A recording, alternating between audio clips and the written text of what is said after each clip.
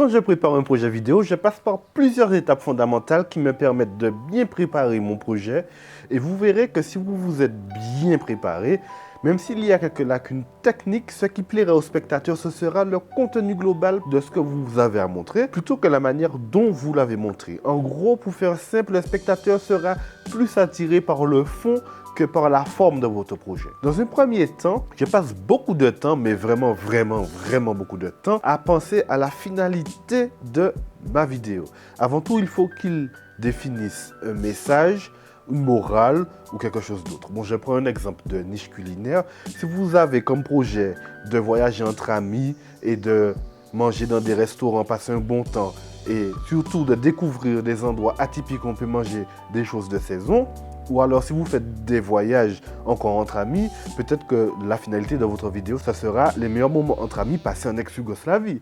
Pourquoi l'ex-Yougoslavie alors que celui-ci a été démantelé en 92? Je ne sais pas, vous avez sans doute raison, je raconte du n'importe quoi. Tout ça pour dire que mieux vaut définir sa destination avant de partir plutôt que de rouler sans savoir où on va arriver. Ça aide beaucoup à l'intrigue et c'est elle qui va faire les gens rester sur votre vidéo.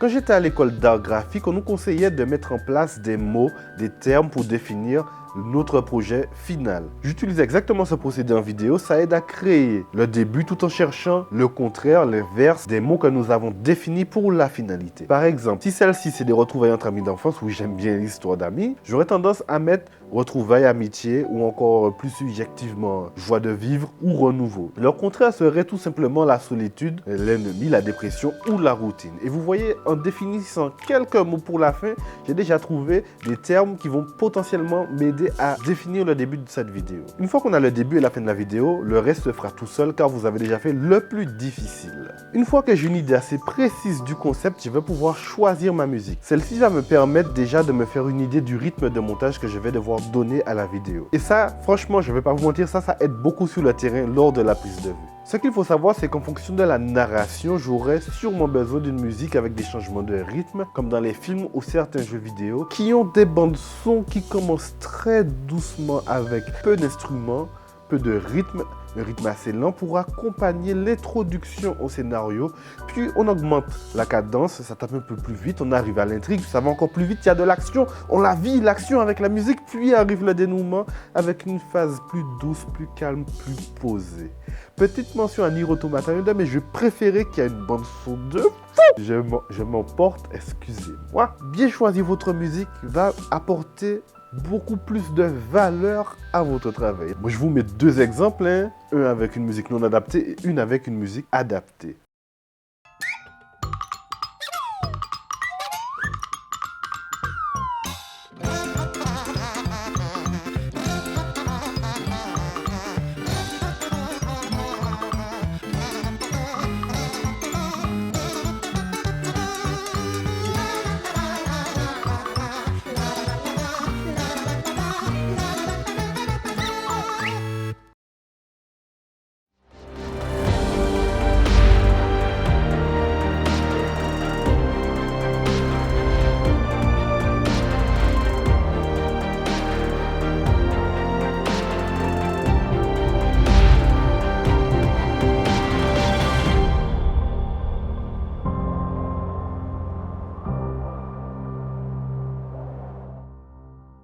Vous voyez, c'est pas du tout la même chose. Et on perd en crédibilité. On perd beaucoup en crédibilité avec une mauvaise musique. Pour choisir ma musique, j'utilise Epidemic Sound, qui est une plateforme de musique et d'effets sonores que je mets sur mes réseaux. Elle est aussi valable pour une utilisation commerciale, mais selon la formule que vous aurez choisie. En vous inscrivant, vous avez droit à un mois gratuit et vous pourrez utiliser toute la plateforme.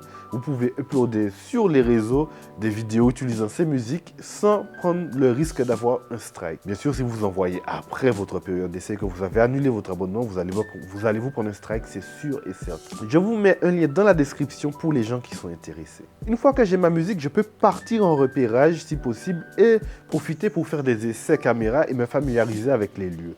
Mais surtout faire plein de photos avec le téléphone et d'essayer différents angles, différentes focales, les simuler avec le zoom du smartphone. Bon, c'est aussi possible si on n'a pas envie de se trimballer l'appareil photo. Une fois cette étape faite, je peux maintenant passer au découpage technique. C'est quoi un découpage technique? C'est un document qui va regrouper absolument toutes les informations sur chacune des prises de vue que vous allez tourner. Son but est évidemment de rien oublier, mais surtout de faire connaître la totalité de votre projet aux gens qui pourraient potentiellement être de votre équipe pour pouvoir mettre à bien ce projet. Et bien sûr, s'il y a un client derrière tout ça, avant de faire une quelconque production, vous devez faire valider votre découpage technique à votre client. Dedans, vous pourrez mettre le lieu du tournage, la scène, le type de plan, le type de transition, les angles, positionnement ainsi que les mouvements caméra, y intégrer des images de storyboard. Vous pouvez écrire votre storytelling dedans. Vous pouvez y mettre tout ce que vous voulez. Moi, j'ai mis le matériel.